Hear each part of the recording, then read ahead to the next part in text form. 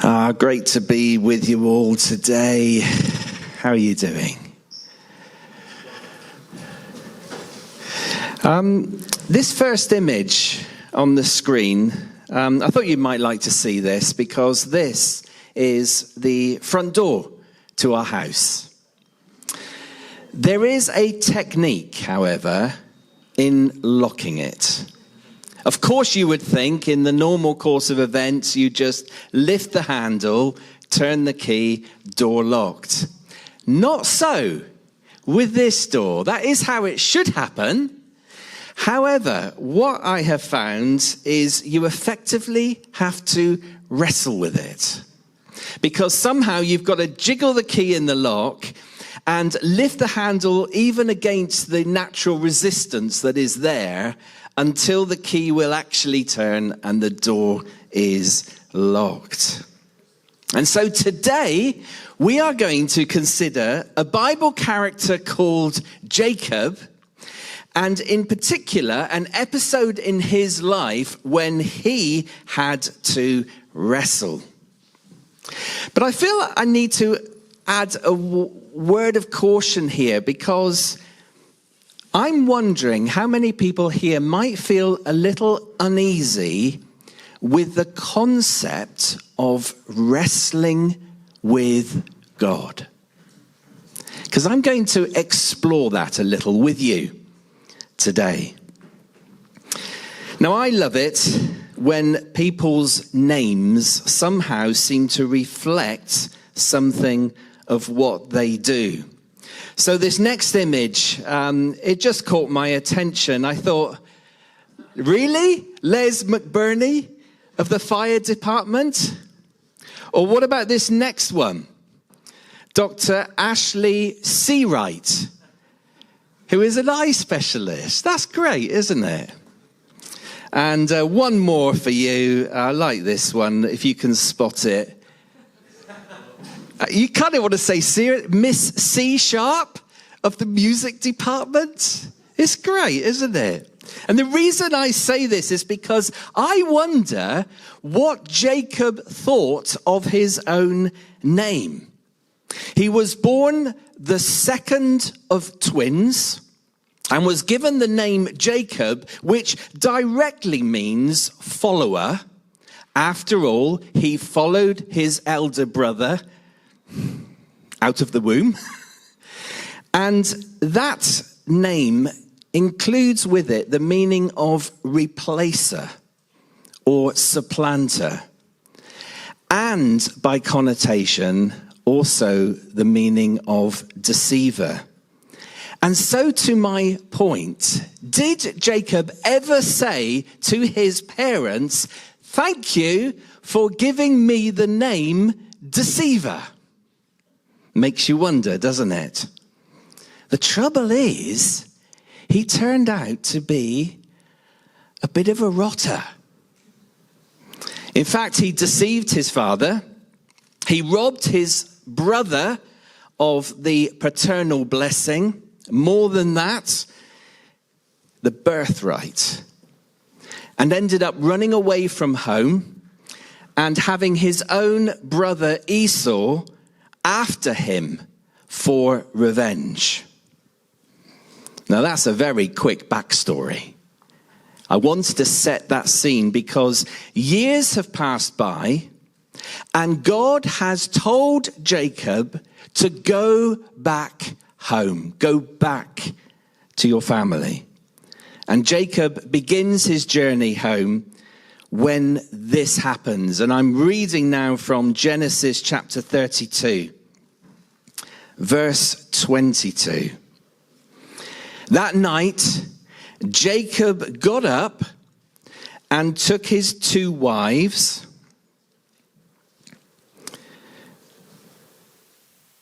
Two wives. Now that raises another question, doesn't it? But that's not relevant for us today. And actually, we will touch on that element of Jacob's story later, just in a few weeks' time. So he took his two wives, his two maidservants, and his 11 sons, and crossed the ford of the Jabbok. After he had sent them across the stream, he sent over all his possessions. So Jacob was left alone. And a man wrestled with him till daybreak. When the man saw that he could not overpower him, he touched the socket of Jacob's hip, so that his hip was wrenched as he wrestled with the man.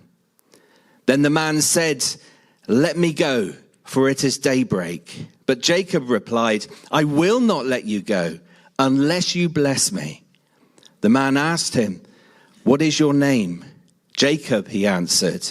Then the man said, "Your name will no longer be Jacob, but Israel, because you have struggled with God and with men and have overcome." Jacob said, "Please tell me your name." But he replied, "Why do you ask my name?" Then he blessed him there. So Jacob called the place Peniel, saying, "It is because I saw God face to face, and yet my life was spared." The sun rose above him as he passed Peniel, and he was limping because of his hip. And our reading today finishes with a fun fact. Therefore, to this day, the Israelites do not eat the tendon attached to the socket of the hip, because the socket of Jacob's hip was touched near the tendon. And I must confess to you, it has been a long time since my evening meal has consisted of hip socket tendons myself. Now, I know this comes across as a little bit bizarre, but this is how this verse reads. So Jacob was left alone, and a man wrestled with him till daybreak. Just think about that for a moment, because I can't help wondering what has happened here that results in that narrative. Jacob is on his own. He sees a person and they wrestle with each other. It's not the usual thing you do when you encounter a stranger. Or is it? Probably not. But maybe the wrestling isn't so strange after all, because would I be right in saying we all wrestle with something in our lives? And if that's true, I wonder how you would answer the question, what are you wrestling with just now? Pause, have a think. What are you wrestling with just now? Of course, I can throw out some examples. You know, is it your health? Is it your job? Is it the lack of a job? Your children? Your bills? That's a thing at the moment, isn't it? The cost of living crisis. A difficult person. Your well-being. A relationship. Maybe a sin, a habit, something that's not good that you're wrestling with. I mean, those are examples. Maybe yours is something not in any of those. But there's the question for all of us. What are we wrestling with just now?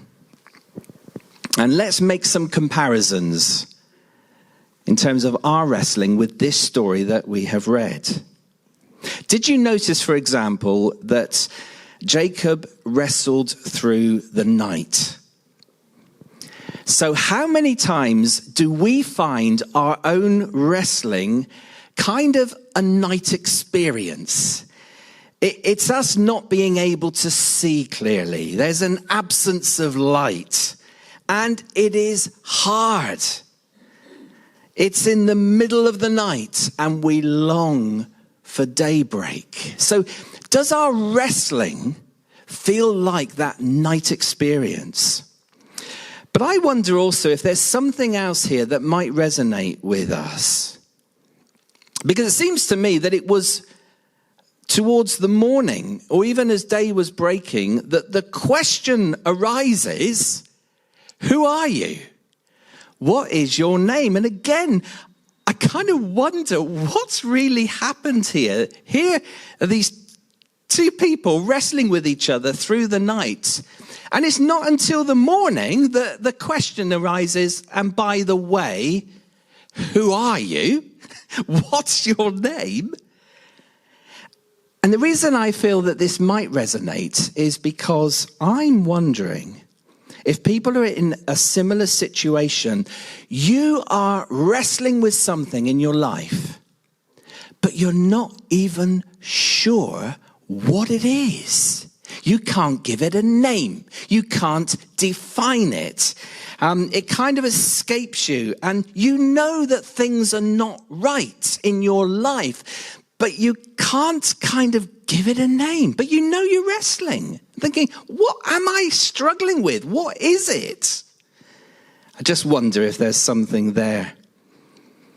So what can we learn from this story and from this Genesis person, Jacob? Because we do need to explore this. I see, however strange this account appears, this wrestling has actually resulted in 3 key outcomes in Jacob's life. And I think that these outcomes can be our experience. First of all, there was blessing. Secondly, this was actually an encounter with God. And lastly, the experience resulted in a transformation in Jacob's life, even a new name. Now, I don't think we particularly welcome or invite the struggle, the hardship, the wrestle. And yet somehow the blessings that do come, either because of the struggle or in spite of the struggle, are often those that we would not have had otherwise. Yet we don't welcome and invite the struggle, but there are blessings that can come out of it. Now that can be a hard pill to swallow. Joni Eareckson Tada is a Christian lady. She's 73 years old. At the age of 17, she had a diving accident which left her paralyzed from the shoulders down. Now, I can't even begin to imagine what that must have been like to have an almost lifelong condition like that. But she wrote a book. And the book is called A Place of Healing, Wrestling with the Mysteries of Suffering, Pain, and God's Sovereignty. And in this book, she wrote these words: "My wheelchair was the key, especially since God's power always shows up best in weakness. So here I sit, glad that I have not been healed on the outside, but glad that I have been healed on the inside." I mean, really? Would I ever have said those words if I were in her position? How can any of us know? But she also said this. Think about this. A broken life in the hands of God is ripe for blessing. Jacob has been wrestling with this stranger. And as day breaks, he refuses to let this man go unless he receives a blessing. And in our wrestling, whatever that struggle that we face, goodness me, how many different kinds of wrestling are represented in this room, I wonder. Whatever the struggle we face, I believe we can ask for and expect God's blessing.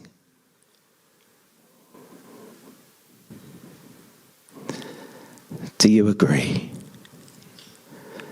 that we can, in spite of the struggle, because of the struggle, the wrestling in our heart, the wrestling in our lives, can we ask for God's blessing?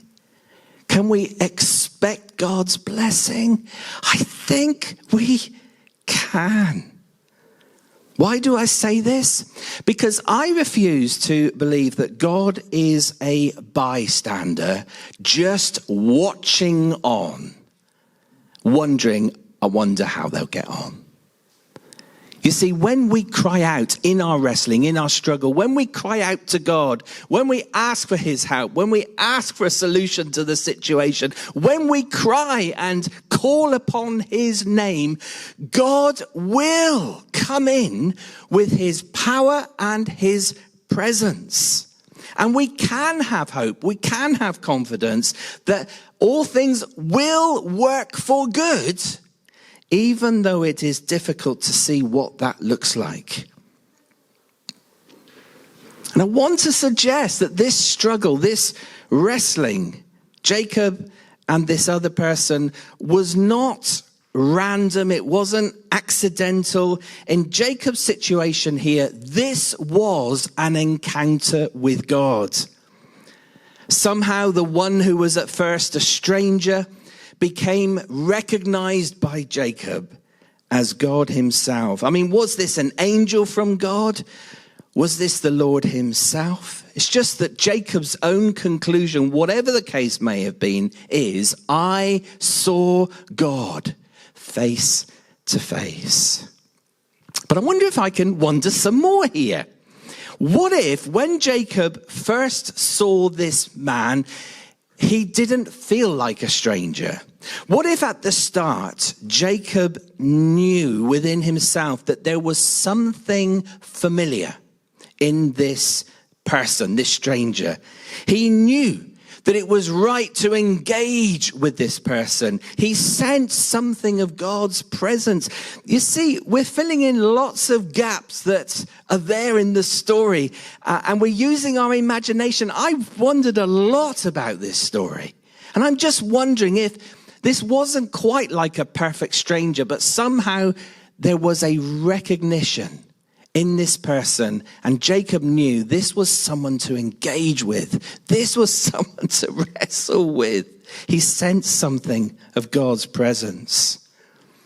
I mean, to date, his life has borne fulfillment of his name. Deceiver, replacer, supplanter. He's been fulfilling that name in his actions and his behaviors and how he's lived his life. But now he has grabbed hold of God and wrestled with him.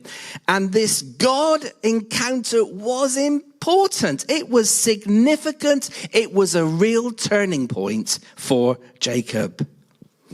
And in your struggling, in my struggling, whatever that might be, we may well feel we need to wrestle with God.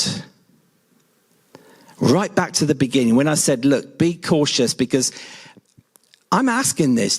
Does it make you feel a little bit uneasy? The whole concept of, hang on a minute, Derek, are you really telling me that we need to wrestle with God? Surely that's not a thing. How can we wrestle with God? And dare I say, not as our opponent.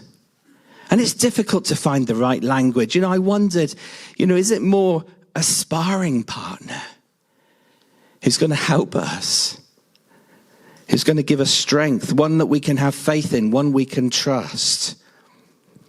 But this is my thing. It feels like wrestling to me when I have questions and I want answers which do not come. That feels like wrestling. Or I'm making my requests and it seems that I'm not getting what I'm asking for. That feels like wrestling. Or when we want an end to the struggle, whatever that struggle might be, and the end just doesn't seem in sight, that feels like wrestling to me. It feels like a fight. I pray. I ask God for things. I ask for things to stop. I ask for things to begin. I ask for answers. And sometimes they don't come quickly, readily, obviously. And it feels like a fight. I hope I'm not the only one in this room who's thinking, well, it feels like a fight. Because haven't we all been there? And it's almost like, God, why does it feel like I'm wrestling with you? I pray, I ask, I expect, I trust, but it's still hard. I'm still struggling. I'm still wrestling. Why? It feels like wrestling. I'll be dead honest with you here. One of the biggest challenges in my life, along with my wife Angela, was when we experienced infertility. For 8 to 9 years of married life together, we knew we were meant to be parents. Our heart was there, our longing was there, our desire was there, and it just wasn't happening. Now that was a struggle, that was a wrestle, that was a fight. Can you imagine how many times we prayed to God about that one? Days, weeks, months, years. It was a fight. It was a wrestle. Now that's just one example of a wrestle, and that's my example, one of my examples. It felt like wrestling with God because we prayed, we asked, we pleaded.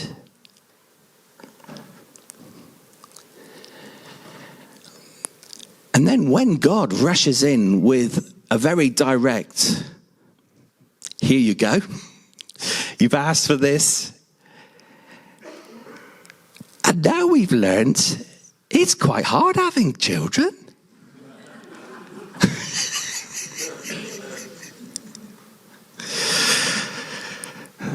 Feels like a long time ago. We look back over the whole life. Years of infertility. We adopted a lad. We had a lad born naturally to us. How funny that the wrestling doesn't stop. It was a different kind of wrestling, I'll tell you that. Please, please, please. In your wrestling, in your struggle, engage with God. Grab hold of him with all your might. Grab hold of him with both your hands. Don't let him go. And yes, wrestle with him, with the ask, with the request, with the heart response, with the pain, with the anguish. Wrestle with God, engage with him, and be persistent. Keep on at it. Yes, I cannot promise you that your struggle will just end or end quickly or end in a way that you want it to change. But it will make all the difference if you engage with God and encounter God in that struggle, in that wrestling. Jacob said, I will not let you go unless you bless me. I love that Jacob's example here to us shows that he was transformed by his wrestling encounter with God. He was given a new name, and that's a real evidence of the transformation in his life. Jacob, you're no longer the deceiver. Let's get rid of that name. Let's get rid of that label, that tag, that identification. No longer Jacob. Israel, your new name, Israel. Overcomer, if you like.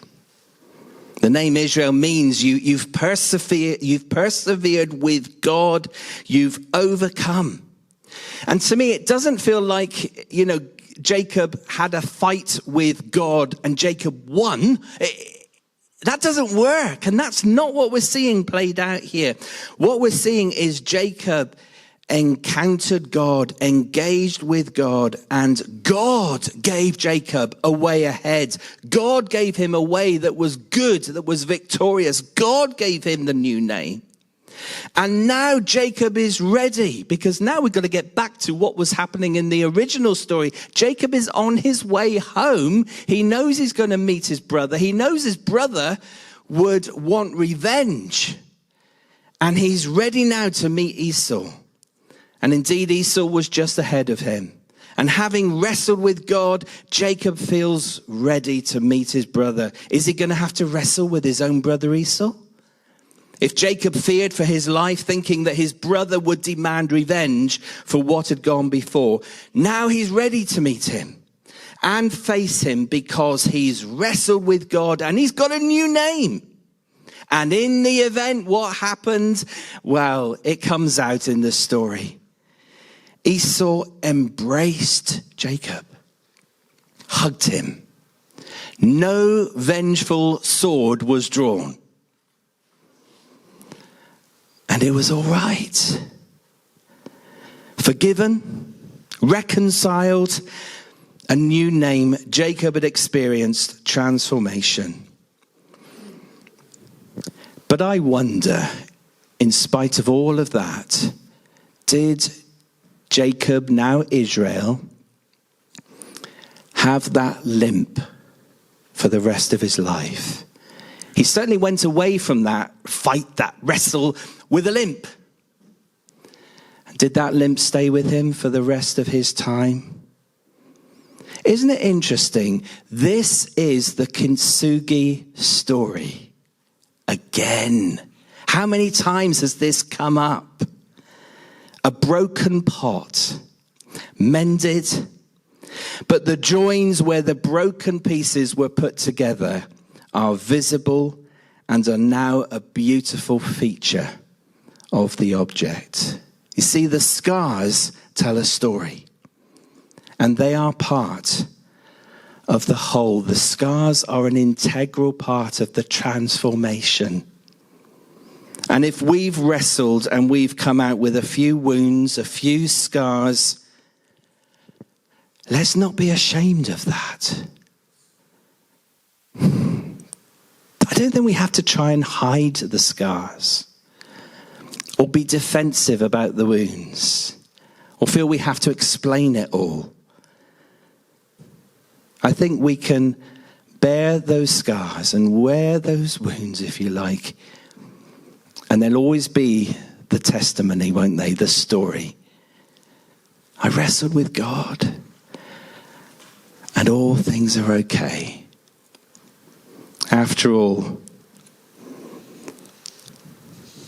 didn't Jesus bear the scars of the cross himself? The risen Jesus, this is.